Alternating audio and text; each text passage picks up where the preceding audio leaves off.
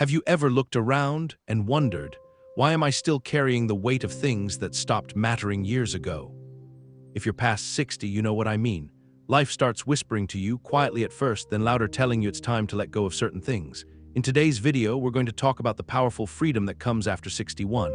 The things that used to keep you up at night, the worries, the expectations, the constant pressure to be something for someone else. They just don't matter the same way anymore. And that's not something to fear, that's something to celebrate. Because with every passing year comes the chance to live more fully, more honestly, and more peacefully. So sit back, take a deep breath, and let's talk about the beautiful things you can finally leave behind. Number 1, what others think of you. Have you ever stopped and asked yourself, why do I care so much about what people think of me? I mean, really ask that question deep down in the quiet moments. Because let me tell you something I wish I had learned earlier. After 61, that weight we carry on our shoulders, the need to be accepted, liked, praised, it starts to feel heavier than it's worth. And once you finally set it down, you realize how free you can be. I spent decades trying to be the version of myself that I thought others wanted to see. I was always polite, always careful, always trying to say the right thing, wear the right clothes, show up in the right way. I smiled when I didn't feel like smiling. I stayed silent when I wanted to speak. I put everyone else first. Sound familiar? In my working years, it was all about reputation, what the boss thought, what the neighbors said, how I looked in a meeting, how I acted at dinner parties, and I convinced myself it mattered because that's what the world tells us, that what others think is a mirror of who we are. But let me tell you, after crossing that bridge into my 60s, I realized something powerful. Their opinion, it's not a mirror, it's a funhouse reflection, distorted, shifting, and completely out of my control. You see, people will judge you no matter what you do. Too quiet, you're boring, too talkative, you're annoying, too confident, arrogant, too modest, insecure, it never ends. And the truth is, most of the time, people aren't even thinking about you. They're too busy worrying about how they look, how they sound, how they measure up. We're all walking around with our own insecurities, projecting them onto others. Let me tell you a story. Years ago, I was at a community center helping with a senior art class. I remember this woman, Sarah, soft-spoken and always sitting in the back. She told me she'd loved painting as a child, but hadn't picked up a brush in 40 years because someone once told her she wasn't very good at it. Just one comment made in passing. That one voice lived in her head for decades, silencing something that brought her joy. One day I asked her why she didn't join in, and she said, "I'm afraid people will laugh at me." I looked at her, this woman who'd raised a family, survived loss, loved deeply, worked hard, and I said, "Sarah, you've lived through so much, and you're worried about what someone might say about a painting. Don't let their opinions steal one more day of your joy." The next week she came in with a blank canvas and a quiet smile. And do you know what happened? Nothing. No one laughed, no one judged. In fact, people praised her courage. And more importantly, she rediscovered a piece of herself that had been buried under other people's words. That's the thing, when we stop caring what others think, we reclaim parts of ourselves we forgot were even there. And this doesn't just apply to hobbies or talents. It's in how we dress, how we speak, what we believe. I used to avoid certain conversations because I didn't want to offend anyone. Now I speak my truth, not to hurt, but to be real, because authenticity isn't a weapon, it's a bridge. When you show up as your true self, you give others permission to do the same. Now I wear what's comfortable. I laugh loud when something's funny. I cry when I'm moved. I say no without guilt and yes without fear. And you know what? The world didn't fall apart. My friends didn't disappear. In fact, the right people stayed closer and the rest faded out. That's another gift of age. You start to see who's really in your corner. Let me pause here for just a moment. If what I'm saying resonates with you, if you felt that same weight and you're ready to set it down, take a second to support Glowing Age. Like this video and subscribe to the channel. It helps more people like us find this message, and it lets me keep sharing what I've learned along the way. We're building a space where aging is celebrated, not feared, and your support makes all the difference. Back to the story. A few years ago, I attended a high school reunion. It had been decades since I'd seen most of those people. Back then, I used to care so much about how I was perceived. But at that reunion, something clicked. No one was posturing. No one was trying to prove anything. We were all older, softer, more open. We laughed about our mistakes, our old insecurities, our old fears. And in that moment, I thought, how many years did we all waste trying to impress each other? That's the tragedy of caring too much about opinions. It steals our time, our joy, our peace, and most of all, our authenticity. Because every time you filter yourself to be liked, you trade a piece of your truth for approval, and what a high price to pay for something so fleeting. I'm not saying you should never care what anyone thinks. We all want to be kind, to be respectful, to be loved, but there's a difference between being considerate. and being consumed between connection and conformity. And at this stage in life, we've earned the right to let go of conformity. Letting go doesn't happen overnight. It takes practice. The first time you speak up when you used to stay quiet, the first time you wear something bold because you like it, the first time you decline an invitation because rest matters more. These are small acts of self-respect that build a life of freedom. So ask yourself, who am I still trying to impress, and why? If the answer brings you shame or anxiety, it's time to let it go, because your worth isn't up for debate. It's not decided in a room full of critics. It's built in every honest moment, every act of courage, every time you show up as yourself. I'll leave you with this. The people who love you for who you truly are, they're the ones who matter, and they don't want you to perform. They want you to live, to be at peace, to laugh freely, to cry when you need to shine in your own light. After 61, what others think of you, it just doesn't matter the way it used to, and thank goodness for that, because now you can finally be you. Number 2, chasing perfection, looks, achievement, status. There was a time in my life when I believed perfection was the goal. I thought if I could just do everything right, be the perfect husband, the perfect employee, the perfect friend, then maybe I'd finally feel good enough. Maybe I'd earn a kind of peace, a lasting sense of pride. But what no one tells you is that the pursuit of perfection doesn't lead to peace. It leads to exhaustion. When I was younger, I'd wake up every morning with a list in my head. Things to accomplish, things to fix, things to prove. I'd stand in front of the mirror and study every line on my face, every gray hair, wondering how to hold on to youth just a little longer. I used to iron every shirt until it looked like it came straight off a store rack. My shoes were always shined. My car was always spotless. From the outside, I looked like a man in control. On the inside, I was tired. And the thing about perfection is, it's never satisfied. You hit one goal and another appears. You fix one flaw and a new one stares back at you. It's a game without a finish line. And no matter how hard you run, it always feels like you're falling behind. Then something shifted. I don't know if it was age or just life wearing down the parts of me that never truly mattered, but I began to let go. I began to see that chasing perfection was keeping me from experiencing the beauty of being real. I remember one morning, years after I'd retired, I walked past the mirror and saw something I hadn't noticed before. My eyes were softer. My smile was crooked but genuine. My hands, once strong and smooth, now bore the marks of decades of living, scars, wrinkles, stories. And for the first time, I didn't feel the need to fix anything. I just saw a man who had lived, really lived. And that's when I understood something that changed everything. The cracks in our armor, the little imperfections we've tried to hide, are actually where the light gets in.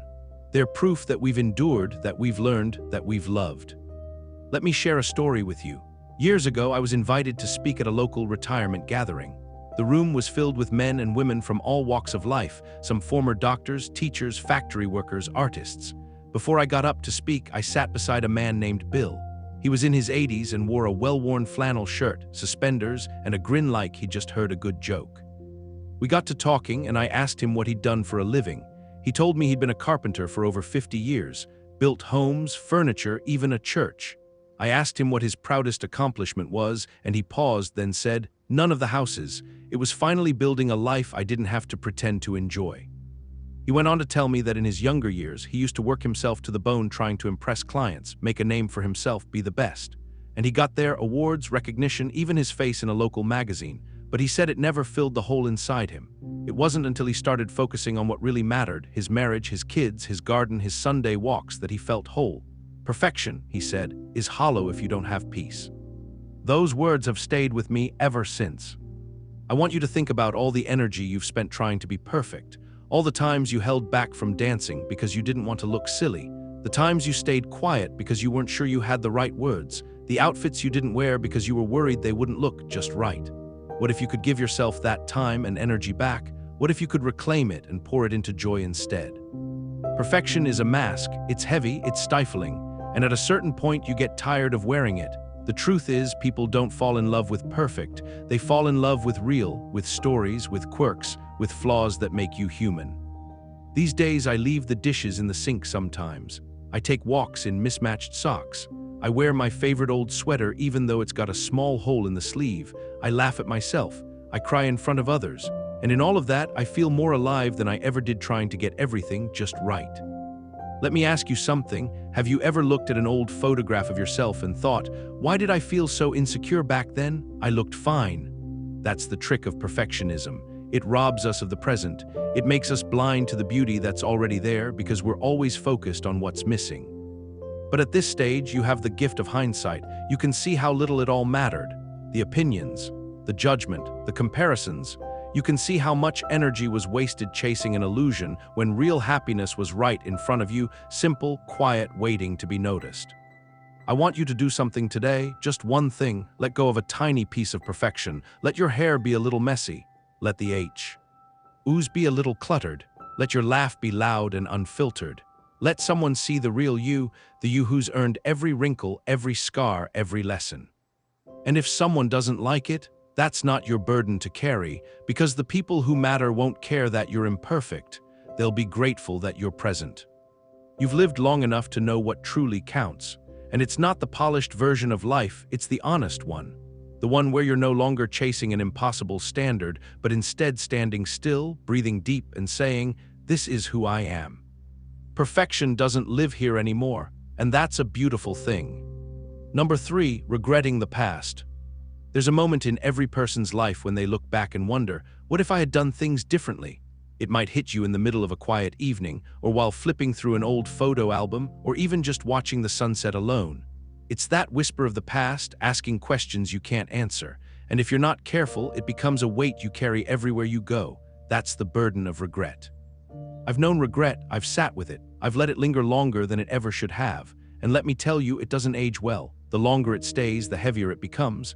But here's what I've learned. After 61, regret loses its grip. It doesn't matter the way it used to, because you finally understand that the past isn't a place you can live. It's just a story you tell yourself. I remember one summer, years ago, when I got a call from an old friend I hadn't spoken to in decades. We used to be like brothers, inseparable in our youth, but a misunderstanding in our 30s drove a wedge between us. Pride did the rest. He reached out to say hello, to see how I was doing, and for a moment I felt shame. Regret washed over me for all the years lost, the birthdays missed, the silence. But then something clicked. The past was done. We couldn't change what had happened, but we could still choose what happened next, so I invited him over. We sat on the porch like we used to, two older men weathered by time, and we laughed. Not about the past, but about life, about grandkids, about aches and pains, about silly things. That day wasn't about making up for lost time. It was about making time now. That's what regret tries to steal from us, not just peace, but presence. It keeps you staring in the rearview mirror while life passes by right in front of you. When I think of the regrets I used to carry, most of them came from being too cautious. The words I didn't say, the trips I didn't take, the times I played it safe instead of following my gut. I used to replay those moments over and over like an old film reel. But what good did it do? None of us can go back. We can only go forward, a little wiser each day. Now, don't get me wrong, regret isn't all bad. It can be a teacher if you let it. If you look at your past not as a punishment, but as a classroom, you'll start to see something beautiful. Mistakes taught you compassion. Failures taught you strength. Loss taught you gratitude. The past didn't break you, it built you. One woman I knew from our community center, her name was Linda, used to carry so much guilt. She'd lost touch with her daughter for years after a bitter argument, and even though they'd reconciled later, she couldn't stop punishing herself. One day she told me, "I don't deserve her forgiveness." I looked at her and said, "Linda, forgiveness isn't about deserving. It's about choosing peace over punishment. Your daughter chose peace. Maybe it's time you did too." That's the thing, we're often kinder to others than we are to ourselves. We forgive others' mistakes, but we hold ours like a badge of shame. And for what? Every person walking this earth has said things they regret, done things they wish they hadn't. That's part of being human. At this stage in life, I've come to believe that healing from regret doesn't come from forgetting, it comes from forgiving. Not just others, yourself too. You were doing the best you could with what you knew then. And if you know better now, that's growth, that's enough. Let me take a moment to speak to you directly. If you're sitting there with the weight of regret in your heart, something you did or didn't do, something you lost, or someone you hurt, I want you to take a breath. Right now, deep in, hold it, let it out. You're still here. That means your story isn't over. That means there's still time to make peace, to love, to live. Maybe that means writing a letter. Maybe it means making a phone call. Maybe it just means looking in the mirror and saying, "I forgive you." Don't let yesterday's pain rob you of today's joy. There's an old saying that goes, regret is insight that comes a day too late. But I don't believe that. I believe insight always comes when you're ready to receive it. And if you're hearing this now, maybe today is that day. Now, if you haven't yet, take a moment to support Glowing Age. If these words mean something to you, if they help you lift even a little of that old weight, please like this video and subscribe. It helps us keep this space alive, a place where wisdom is shared, stories are told, and aging is honored with grace, not fear. Before I end this part of the story, I want to leave you with something my grandfather once told me. He said, "When you get to the end of your life, you won't care about having been perfect. You'll care that you were present, that you laughed, that you loved, that you tried." So let the past be what it is, a teacher, not a jailer, and let this chapter be one where you start writing with forgiveness in your heart and hope in your hands. After 61, the past doesn't define you. What you choose to do now does. And that, my friend, is something worth waking up for. Number 4, toxic relationships. There comes a point in life where your peace becomes more valuable than being polite, where your energy is too sacred to waste on people who drain it. I learned that the hard way. I spent too many years giving pieces of myself to people who didn't appreciate them, staying in relationships out of guilt, habit, or fear of being alone. But after 61, I finally understood something powerful. There is nothing wrong with walking away from what doesn't feel right. When you're young, you're taught to keep the peace, to turn the other cheek, to maintain harmony even when you're hurting. And sure, there's a place for patience and grace. But there's also a time when self-preservation has to come first. I remember a friend I had since high school. We'd grown up together, gone through marriages and children, losses and milestones, but somewhere along the way the relationship changed. Conversations became one-sided. He would talk, I would listen. He would take, I would give. And anytime I tried to express how I felt, he'd shrug it off or make me feel guilty. It wasn't a friendship anymore. It was a weight, but I told myself, we've known each other too long to let go now. Until one day I sat in the car after one of our coffee meetups and realized I felt worse, not better. And I asked myself a simple question: if this person wasn't part of my past, would I choose to have them in my life today? The answer was no. That was the day I chose peace. I didn't make a dramatic exit. I didn't send a long message. I just slowly stopped showing up. And you know what? He never asked why. And that silence told me everything I needed to know. It's not just old friends. Sometimes it's family. Sometimes it's neighbors or community members. Sometimes it's even your own inner circle. But toxic doesn't always mean loud or cruel. Sometimes it's quiet disrespect, dismissiveness, taking you for granted, ignoring your boundaries, making you feel small. After 61, you stop tolerating those things, not because you're bitter, but because you've finally learned to value yourself. You realize that peace isn't found in avoiding conflict. It's found in honoring your soul. Let me tell you about Margaret. She was in her 70s when I met her at a local storytelling group. She was the kind of woman who lit up a room, but there was a sadness beneath her smile. Over time, she shared with me that she'd spent over 40 years married to a man who constantly criticized her. He never raised his voice, but he always made her feel like she was never enough. Her cooking, her looks, her choices, everything was a quiet disappointment to him. One day, long after their children had grown and left, she packed a suitcase, left a note, and started over in a small apartment by herself. She told me, "I'd rather have dinner alone in peace than eat one more meal under judgment." And the beautiful thing, she flourished. She started painting. She made new friends. She even began dating again in her late 70s. She said, "The greatest gift I ever gave myself was freedom from someone who never really saw me." There's no age limit on protecting your peace. There's no expiration date on starting fresh. And there's no shame in stepping away from people who don't bring light into your life. I know it's not easy, especially if you were raised to always be the bigger person. But let me tell you something, the bigger person also needs rest, also needs space, also deserves kindness. And sometimes the kindest thing you can do for yourself is close the door. If someone constantly drains you, belittles you, ignores you, or only shows up when they need something, they are not your people. Let them go, wish them well, and move forward. I used to think loyalty meant staying. Now I know loyalty means standing by the people who truly care for you and standing by yourself when no one else will. There's a special kind of peace that comes when you clear the clutter from your relationships. Suddenly you have more time, more energy, more laughter. Your phone doesn't buzz with anxiety. Your heart doesn't sink when you see their name. You breathe easier, you sleep better, you start to bloom. And you make space for new connections, deeper conversations, and genuine love. The kind that doesn't come with strings or conditions. The kind that nourishes instead of drains.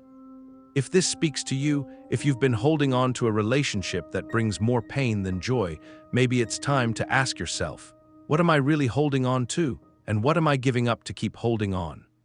Your peace is priceless. Protect it, choose it, cherish it. You deserve people in your life who lift you, not weigh you down. And sometimes, the bravest thing you can do is walk away without anger, without drama, just a quiet, firm, and loving goodbye. After 61, toxic relationships don't belong in your heart, your home, or your future. You've come too far to carry what no longer fit.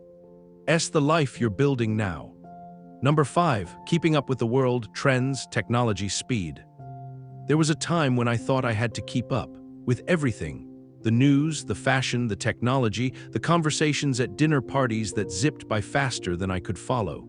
It felt like life was a race, and the older I got, the more I was falling behind. But let me tell you something I've come to know deep in my bones. After 61, you don't need to keep up with the world anymore. You don't have to chase it. You don't have to match its speed. The peace you find when you stop trying to stay in the loop is one of the greatest gifts of aging. I remember when smartphones first started taking over. I got one, of course, because everyone said I needed it. And I tried, I really did. I tapped, I swiped, I downloaded apps I didn't understand, I signed up for things I never used. I felt like I had to keep up or be left behind, but the truth was I wasn't gaining anything. I was losing my time, my focus, and most importantly, my joy. One day I was sitting on a park bench watching the ducks swim in a little pond. It was a beautiful spring afternoon and I noticed something. Every single person walking by had their face in a screen. No one was looking up. No one saw the sunlight hitting the water just right or the 2 kids giggling over a sandwich. That's when it hit me. I didn't want to be plugged in. I wanted to be present. There's a wisdom that comes with age, and one of its greatest lessons is this. You get to choose what matters. You don't have to be on every platform, answer every email, or join every conversation. You don't need to know the latest trend or keep up with the next big thing. Trends come and go, peace stays. After 61, I started doing things slower.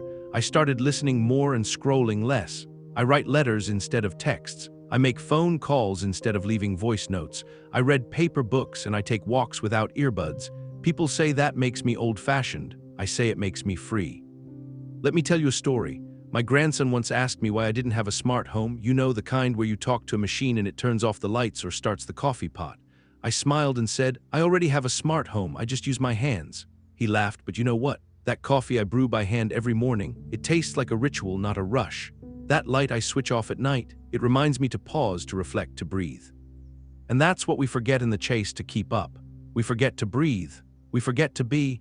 Everything moves so fast these days, but life isn't meant to be lived in fast forward, especially not now, especially not when the years feel shorter and the days more precious. Let the world rush if it wants to. You're not falling behind, you're stepping away. There's power in that. There's clarity in that. When you stop trying to stay current with a world that never pauses, you begin to notice the things that truly matter. The scent of your morning tea, the sound of birds at dawn, the feel of your dog's fur, the softness of an old robe that fits just right.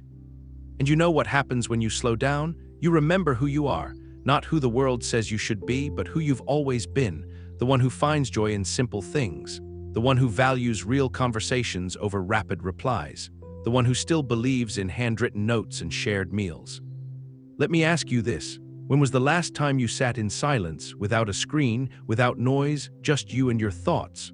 When was the last time you let yourself be still long enough to notice how far you've come? After 61, the world doesn't get to decide your rhythm. You do, and you can choose to walk instead of run, to listen instead of scroll, to savor instead of rush. Now I know some folks worry they'll become irrelevant if they don't keep up, that they'll be left behind, but let me tell you something, wisdom never goes out of style. Compassion never becomes outdated, and love, kindness, presence, these are timeless. You don't need an app for them, you just need a heart that's still open. So if the pressure to keep up has been weighing on you, I invite you to let it go. Let the world spin on, you don't have to chase it. You have your own pace, your own rhythm, your own way. And if this message makes you feel understood, if it reminds you that slowing down isn't weakness but wisdom, take a moment to like this video and subscribe to Glowing Age. This is a place where we honor the life you've lived and the peace you've earned. After 61, keeping up with the world just doesn't matter the way it used to. Because when you stop running, you start seeing. and what you really see, is beautiful. Number 6, fear of aging itself. I used to be afraid of aging. I won't lie about that. I used to see each birthday as a quiet reminder that time was slipping away, that things would get harder, that the best years were behind me. That's what the world tells us, isn't it? That getting older means fading out, slowing down, becoming less visible. But after 61, I found something surprising. What I feared most became the very thing that set me free. Let me ask you something. What if aging isn't something to fear, but something to embrace? What if growing older isn't a loss, but a gift? You see, I spent much of my younger life trying to prove myself, always reaching, always striving, always wondering if I was enough. And in that chase, I missed a lot. I rushed through years, through moments, through conversations. But with age came clarity, with age came stillness, with age came truth. After 61, I no longer needed to impress anyone. I no longer felt the need to compete, to compare, to climb some invisible ladder. I realized that the fear of aging wasn't really about age, it was about losing relevance, losing identity, losing purpose. But here's the truth I found: your purpose isn't tied to your youth, it's tied to your presence. I've never felt more alive than I do now, not because everything is perfect, not because life is easy, but because I see it more clearly, I feel it more deeply, I appreciate it more fully. The little things matter more: a warm breeze, a grandchild's laughter, a phone call from an old friend, even the aches in my knees, they remind me I'm still here, still living. Aging has taught me patience. It's taught me compassion for others, but also for myself. It's shown me that wrinkles aren't flaws, they're maps. Every line on my face tells a story, a smile I've smiled 1,000 times, a worry I've carried, a love I've held. And yes, the body changes, the energy shifts, but the spirit grows stronger, sharper, wiser. And when you stop fearing the years, you start making the most of them. I once met a man named Harold at a community potluck. He was 93 years old and wore a bolo tie and suspenders. He danced with every woman in the room, even the ones who weren't sure they remembered how. When I asked him what his secret was, he said, "Every day I wake up and thank my feet for still working." That's the kind of gratitude aging gives you. You stop taking things for granted. You stop waiting for the big moments and start savoring the small ones. You realize that life was never about the fancy stuff. It was always about connection, kindness, and love. I no longer worry about being too old for anything, too old to learn something new, too old to love again, too old to change my mind. I've seen people in their 70s start painting for the first time, people in their 80s fall in love, people in their 90s travel, laugh, dance, and inspire everyone around them. Age doesn't define you, your spirit does. There's a quiet power that comes with aging, the power to say no without guilt, the power to say yes without fear, the power to be fully, unapologetically yourself, because you finally realize you don't have to shrink to fit anyone's expectations. So let me say this to you from one soul to another: don't fear aging, welcome it. Let it soften you, let it guide you, let it deepen the love you have for yourself and others. Let it strip away the nonsense and leave you with what really matters. You are not less because you are older. You are more understanding, more grounded, more open, more alive. After 61, the fear of aging doesn't matter anymore. Because now we know aging isn't about counting the years, it's about making the years count. And that, my friend, is something worth celebrating every single day. So here we are. If you've made it this far, maybe something in this video stirred a memory, brought comfort, or gave you permission to finally let go. After 61, life doesn't get smaller, it gets clearer. You begin to see what's real, what's true, and what's worth holding on to. And most of all, you realize that your time, your presence, is the most valuable thing you have. Thank you for spending a little of it with me today. If this message meant something to you, I hope you'll like this video and subscribe to Glowing Age. This is your space, a place for wisdom, warmth, and the gentle reminder that your golden years can be your most meaningful ones. Until next time, take care of yourself, and don't forget to live fully, love deeply, and let go of what no longer serves you.